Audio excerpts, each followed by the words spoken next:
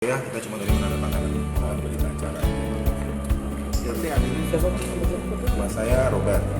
Mungkin teman-teman wartawan ada perlu saya tambahkan juga sedikit terkait dengan pemberitaan teman-teman kemarin, ya, terkait dengan kejaksaan menetapkan bahwa yang media mengenai DPO dan buron, bahwa ya saya lucu membaca hal-hal tersebut karena saya tidak merasa buron dan juga saya belum pernah dipanggil oleh pihak kejaksaan. Secara resmi saya belum pernah dipanggil oleh pihak kejaksaan. Saya belum pernah menerima surat dari pihak kejaksaan tinggi Lampung maupun dari Bandar Lampung untuk datang hadir, menyerahkan diri atau apapun.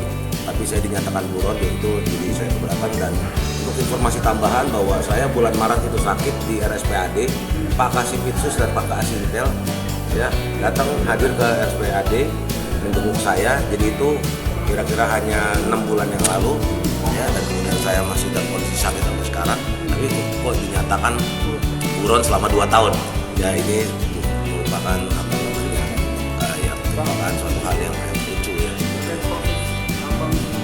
Eksekusi enggak, saya dieksekusi. Saya waktu itu dalam keadaan sakit. Saya mendapatkan surat juga dari Rumah Sakit Siloam yang menyatakan bahwa saya harus dipasang ring di apa namanya, ya, ada penyumbatan di jantung.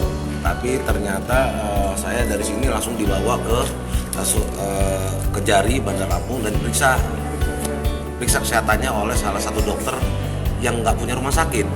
Dokternya dokter dari apotik. Lupa saya dokter apotik. Setelah memeriksa saya 5-10 menit dari rumah sakit dan dia dinyatakan sehat, kemudian saya dibawa ke lapas. Itu pun mereka mengatakan bahwa saya akan diperiksa dulu oleh dokter lapas, tapi ternyata begitu saya sampai lapas tidak ada dokternya, tidak periksa, ya langsung saya disiapin. Artinya kita membantah kalau dari pihak lapas sudah memeriksa kita.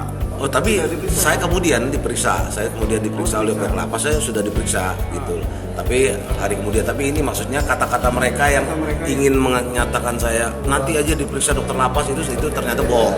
Karena ternyata setelah kita ketahui bahwa dokter klinik tersebut menyatakan saya sehat walafiat gitu loh. Berarti kita membantah omongan mereka yang mana? Yang artinya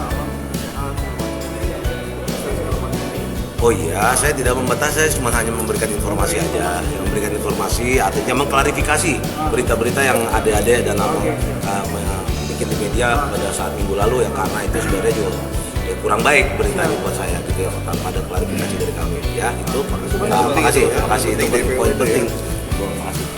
Jangan lupa subscribe ya.